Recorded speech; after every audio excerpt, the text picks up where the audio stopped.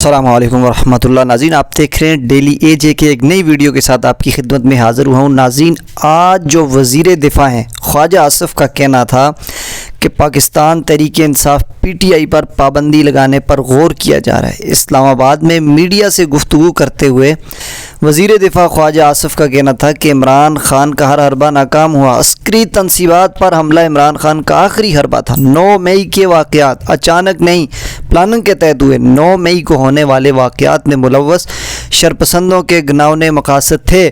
خواجہ آصف کا مزید کہنا تھا کہ تحریک انصاف پر پابندی لگانے پر غور کیا جا رہا ہے۔ عمران خان کے گھناؤنے عزائم تھے جو کسی بھارتی کے ہو سکتے ہیں، پاکستانی کے نہیں۔ جائزہ لیا جا رہا ہے کہ پی ٹی آئی پر پابندی لگائی جائے۔ پی ٹی آئی نے ریاست کو چیلنج کیا، ریاست کی اساس پر حملہ کیا۔ کون سا جرم ہے جو 9 مئی کو نہیں ہوا؟